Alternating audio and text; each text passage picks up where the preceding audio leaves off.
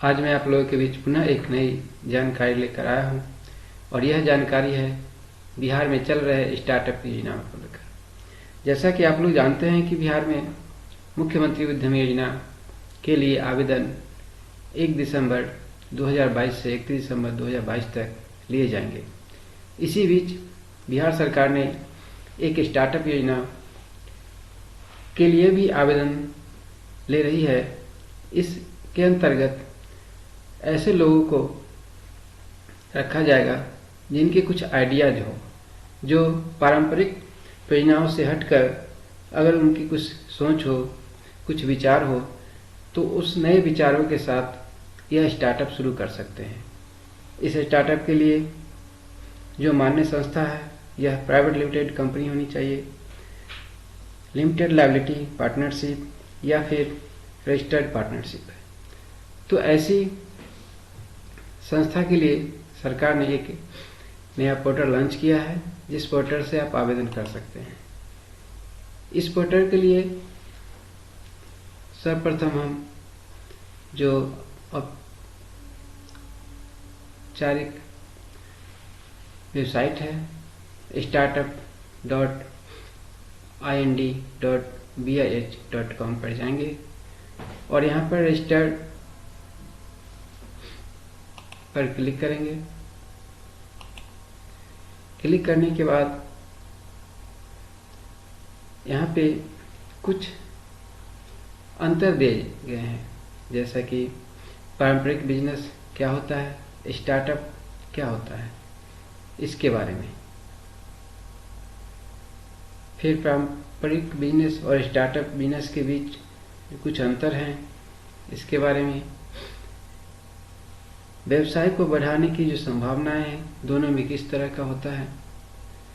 बढ़ोतरी का दर जो है पारंपरिक बिजनेस में स्टार्टिंग में ज़्यादा होता है, लेकिन यह लंबे समय तक नहीं चलते हैं और स्टार्टअप लंबे समय तक चलते हैं। आधुनिक तकनीक जो है स्टार्टअप में ज़्यादा उपयोग किया जाता है, पारंपरिक में कम।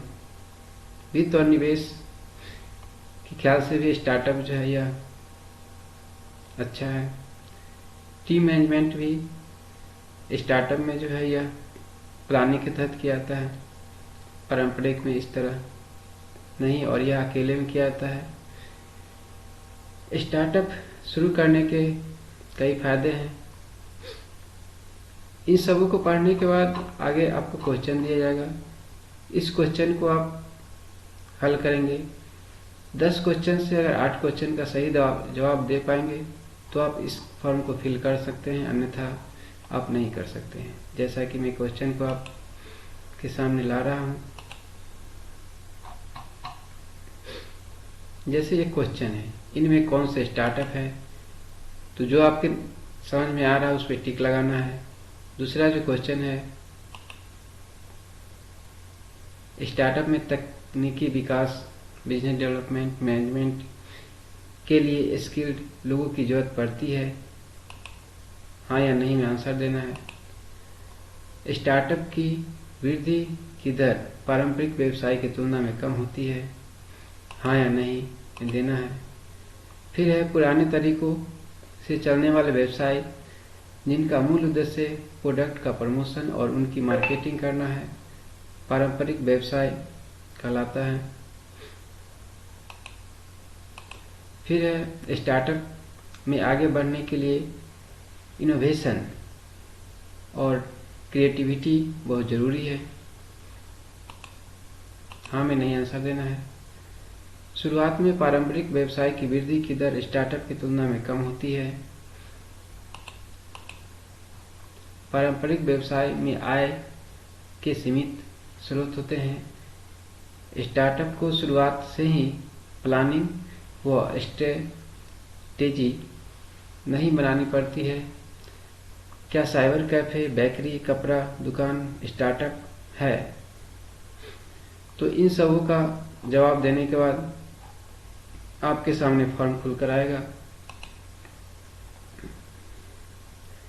इसका इसमें कुछ बेसिक जानकारी भरनी है। फिर जो आपका डिटेल है, जैसा कि मैं बता दूं आपको, किस टाइप की कंपनी है, इसकी जो प्रूफ है, जो रजिस्ट्रेशन सर्टिफिकेट है, इसका कब रजिस्ट्रेशन हुआ, फिर इसका एक उद्यम सर्टिफिकेट है या फिर DPIIT सर्टिफिकेट है। तो इन सबों को अपलोड करने के बाद किस क्षेत्र में आपका काम कर रहा है, ये डालने के बाद फिर आपको बिजनेस मॉडल पे आना पड़ेगा। यहाँ सारा डिटेल डालने के बाद कंसेप्ट आइडिया, इसमें भी एक बड़ी महत्व है, जैसा कि कंसेप्ट एंड आइडिया, इसी पर आपको स्टार्टअप माना जाएगा। अगर आपका कंसेप्ट और आइडिया अगर सरकार को समझ में नहीं आएगा तो आपको स्टार्टअप नहीं माना जाएगा और फिर आपको इस श्रेणी में नहीं रखा जाएगा और लोन नहीं दिया जाएगा। अगर आप स्टार्टअप की श्रेणी में आते हैं तो आपको 10 लाख की सहायता राशि दी जाएगी, जिसमें 70% वापस लिए जाएंगे और 30% आपको सब्सिडी के रूप में माफ कर दी जाएगी। तो अगर आप चाहते हैं अपने आइडिया के साथ शुरुआत करना तो आपके लिए एक बहुत बेहतर मौका है, आप इसे शुरू कर सकते हैं। जैसा कि इसमें जो private limited company, limited liability partnership या फिर रजिस्टर्ड पार्टनरशिप, इसका रजिस्ट्रेशन करवाना हो या इसके बारे में जानकारी लेना हो तो आप कमेंट बॉक्स में अवश्य लिखें, मैं इसके बारे में पूरी जानकारी दूंगा। तब तक के लिए धन्यवाद।